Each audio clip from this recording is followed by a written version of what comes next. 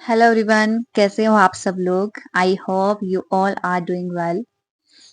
और कैसे चल रही है सब लोगों की टीजीटी एग्जामिनेशन की तैयारी? मेरी तो बिल्कुल भी नहीं चल रही है और लोग कमेंट्स में कहते हैं कि आप तो झूठ बोल रहे हो, आपकी तैयारी तो बहुत अच्छी चल रही है। तो कभी मैं आपको दिखाऊंगी कि मेरी डेली लाइफ कैसी है। उसके लिए मुझे आपको दिखाना ही पड़ेगा शायद। सुबह मुझे देखो, सुबह उठ के फिर रसोई में थोड़ा बहुत काम करके झाड़ू जब मैं लगाती हूँ, बस थोड़ा बहुत वीडियो चला देती हूँ, फिर पढ़ लेती हूँ। उसमें क्या ही पढ़ सकता है आदमी, आप ही बताइए।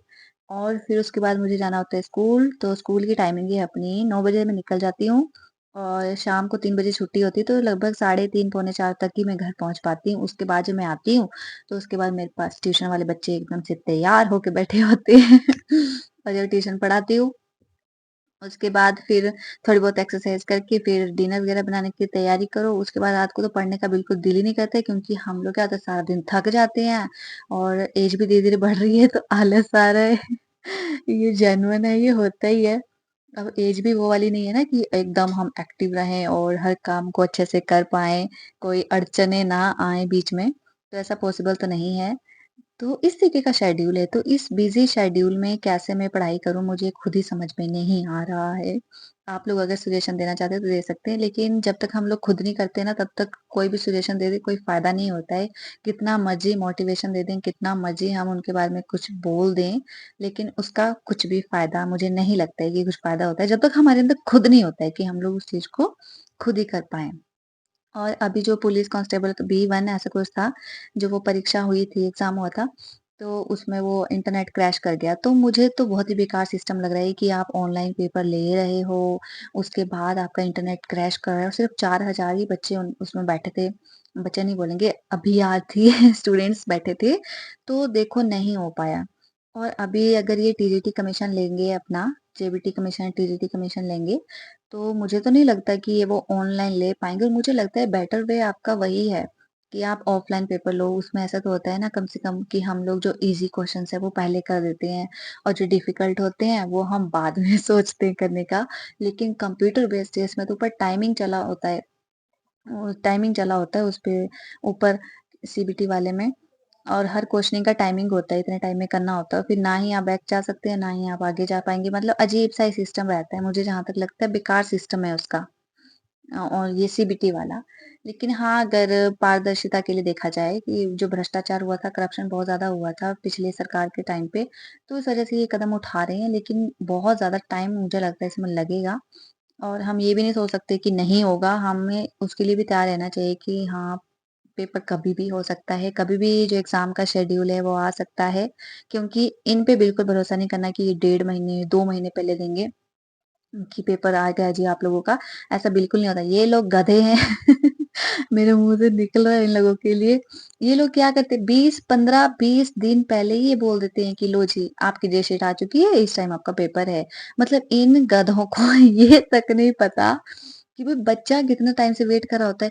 कम से कम वो मेंटली प्रिपेयर तो हो जाए यार। 1 महीना क्या, 2 महीने पहले आप लोगों को देना चाहिए, है ना? सेंट्रल लेवल वाले पेपर देखो, वो लोग कितना टाइम पहले बता देते हैं, कम से कम 4-5 मंथ्स पहले ही बता देते हैं, ताकि बच्चा पूरा देख पाए। और ना इन लोगों ने सिलेबस डाला है। मैंने तो बस वो फेसबुक पे देखा था, वो करियर पॉइंट पे, एचपी करियर पॉइंट, आप लोग भी कई लोग उसमें जुड़े होंगे पेज पे, तो वो लोगों ने जो नोटिफिकेशन डालते हैं बेचारे, मैं तो वही देखती रहती हूँ कि भाई हाँ, क्या क्या हो रहा है, ये लोग क्या क्या डाल रहे हैं इस पोस्ट। बाकी हमें क्या पता होता है कि क्या ही आएगा, और सिलेबस इनको अच्छे से डालना चाहिए। और मैं आपको बता दूं, मैंने पीजीटी कमीशन भी दे रखा है, जो बिल्कुल बहुत बेकार हुआ था। और उस टाइम पे मेरा शेड्यूल बहुत ज्यादा बिजी था, घर का काम चला था, पापा की रिटायरमेंट भी थी, तो उस वजह से मैं नहीं पढ़ पाई थी। और मुझे लगा भी नहीं था कि निकलेगा, लेकिन हाँ, चांस तो ले लिया, चलो चलते, क्या ही हो जाता है। तो जब हमने पेपर देखा ना, तो उन्होंने, मतलब मुझे लगता है 1 महीना भी नहीं था शायद, और उन्होंने बोल दिया कि एग्ज़ाम आ गया जी आपका। लो, ये क्या मतलब होता है? आप लोग कैसे पढ़ पाओगे 1 महीने में? ये पॉसिबल ही नहीं है कि हम इतनी जल्दी कर पाएँ यार, इतना सिलेबस कवर कर पाएँ। और मैं आपको चीज़ बताऊँ, इन पे आपने कभी ट्रस्ट नहीं करना है कि जो उन्होंने सिलेबस दिया है कि जी हाँ जी, वही सिलेबस है। डोंट ट्रस्ट देम, बिल्कुल ट्रस्ट ना करें उन पर, क्योंकि मैंने देखा है, मैंने जब वो पीजीटी कमीशन दिया, तो हमने पूरा सिलेबस पढ़ा, मैंने कवर भी कर लिया एक बारी सिलेबस। हो ही जाता है, तब भी थोड़ा बहुत रिवाइज़ तो हो ही जाता है ना। पूरा सिलेबस मैंने कवर किया। जब हम एग्ज़ाम में बैठे, तो हम हैरान हो गए। पहला पेपर तो हमने देखा, चलो वो तो जनरल अवेयरनेस ऐसा हिंदी, ग्रामर वो ये सब कुछ था, है ना? वो तो कुछ नहीं है, चलो एचपी, जीके वगैरह, इंडियन जीके थोड़ा बहुत था, चलो हो गया। सेकंड पेपर जब हमारे सामने आया, हम तो हक्का-बक्का रह गए कि भई ये दिया तो कहाँ से दिया? मतलब या तो ऐसा हो सकता है कि मैंने नहीं पढ़ा था, या ऐसा हो सकता है कि ये वो बिल्कुल आउट ऑफ सिलेबस था, अपने सर के ऊपर से जाता वो लेवल ऐसा था ना, आईएएस आप बोल सकते हैं, आईएएस, एचएएस के लेवल का था। और जिन बच्चों ने पास किया ना भाई, उनको 21 तोपों की सलामी। मैंने तो उसी टाइम बोल दिया कि जिन बच्चों का पास हो गया ना भई, 21 तोपों की सलामी उन लोगों को। उन्होंने मतलब हाई लेवल की स्टडी कर रखी है। तो हम लोगों को ना, मैं आपको ये एग्जांपल दे रही हूँ कि हमें ना बिल्कुल हाई लेवल का देखना है। ये नहीं देखना कि सिलेबस वाला है कि बस वही आएगा, नो वे। आपको एचएस के, आईएएस के लेवल के तक के क्वेश्चन क्रैक करने पड़ते हैं। क्योंकि हमारा तो जो टीजीटी आर्ट्स वाला है ना, उसमें तो ये हिस्ट्री वगैरह है अपना, ये तो कभी चेंज होने वाला नहीं है। तो अगर हम जितना डिफिकल्ट इनको बना सकते हैं ना क्वेश्चंस को, उतना डिफिकल्ट बनाना चाहिए और उसी लेवल की तैयारी करनी चाहिए। इकोनॉमिक्स का देख रही थी मैं एक बार यूट्यूब से, तो वो सर पता नहीं कौन से, मैं नाम नहीं लूँगी, तो वो इतना गंदे तरीके से पढ़ा रहे थे ना, मैंने थोड़ी देर 2 मिनट 3 मिनट सुना, उससे ज़्यादा मैं नहीं सुन पाई। इतने बदतमीज़ तरीके से बात करते हैं, ऐसा बोल रहे हैं बच्चों को, "नहीं आता तुम लोगों को? पढ़ने नहीं आए, तुम पढ़ के नहीं आए हो?" भाई आप लोग हमें पढ़ा रहे हो ना कि हम लोग आपको पढ़ा रहे हैं, या फिर मतलब इतना भी नहीं होना चाहिए टीचर को, अच्छे तरीके से पढ़ाना चाहिए। मुझे लगता है कि थोड़ा-सा हल्का-सा फ्रेंडली, या फिर अच्छे मतलब तरीका अच्छा होना चाहिए टीचर का, मुझे जहाँ तक लगता है। मैं खुद भी टीचर हूँ, तो वो वाला बिहेव मुझे बहुत ज़्यादा गंदा लगा टीचर का। तो यूट्यूब से मुझे ऐसा लगता है कि नहीं हो पाता यार। कुछ-कुछ चीज़ें हैं जो हम कर पाएँगे, 20% मुझे लगता है यूट्यूब हमारा साथ दे सकता है, उसके अलावा वो साथ नहीं देगा। हमारी बुक्स, हमारी किताबें ही, सरस्वती माता ही हमारा साथ देगी।